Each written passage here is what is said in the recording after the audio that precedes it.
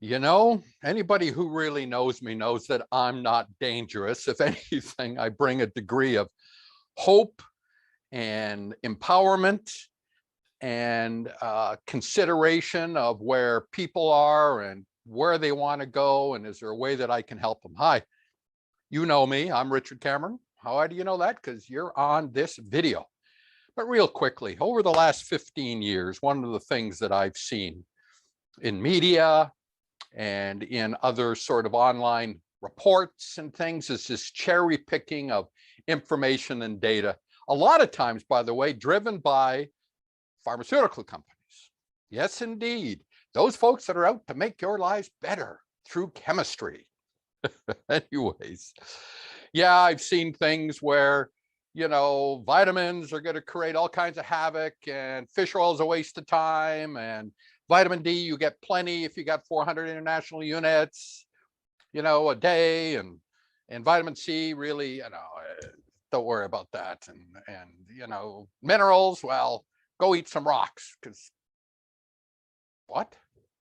I've seen physicians say the same thing to their patients. It's just a waste of money. It's expensive urine. It's all these things. And yet the data through all this period of time has proven over and over and over and over again that a robust and optimal amount of what we'll call proper balanced and proper forms of multivitamins and chelated minerals and phytochemicals and stuff end up creating a huge benefit to the human condition.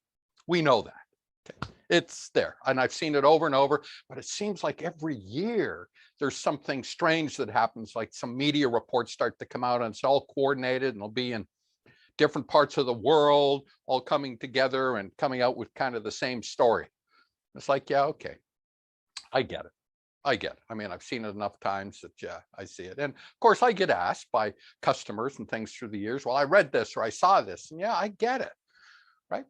Because most people aren't going to take the time or have well, they have the time. They're not going to take the time to actually look at something with a degree of critical thought and authentic curiosity to review the information that's there. And you'll oftentimes see, this is funded by ABC pharmaceutical company, and then it's cherry picked data, and it's all these sorts of things that don't really support the overall story. But why am I saying this? Well, I'll tell you why. Oh, let me give you just one other anecdotal story to that. Yeah. It was well known that if women ran the marathon, that their organs would fall out of their body. So heaven forbid we allow that to happen. Of course, 1984 was the first women's marathon in the Olympics. Catherine Switzer sort of broke through the barrier, and Jack Santel tried to haul her off the course. And was it the Boston? I think Boston Marathon back before then.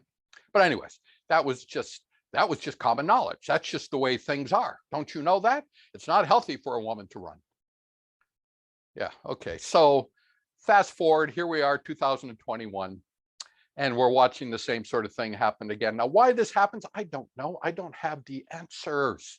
Okay. I don't have all the answers of why, but I do know that there's a coordinated effort in a lot of ways, and like an unholy alliance almost between media and government and pharmaceuticals. And I call big pharma, and there's a lot of money out there. There's like a crap load of weird stuff happening.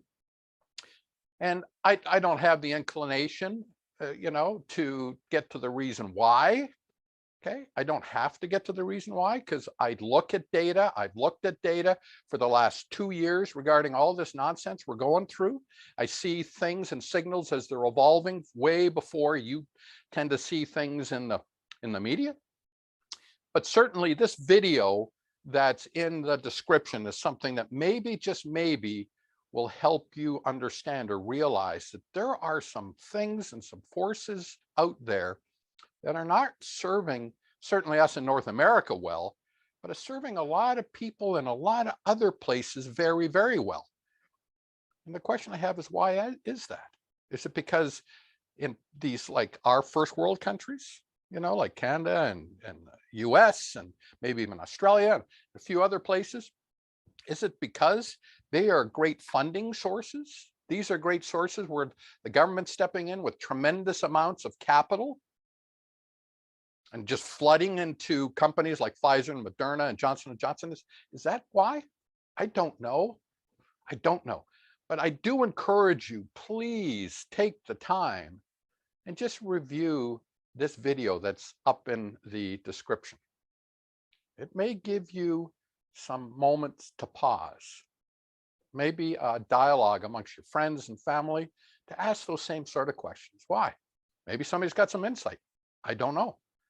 But what I do know, that when you decide, because it is a decision, to operate in this world and navigate society as it is today with authentic curiosity and critical thought, it's not that you're dangerous, you're enlightened.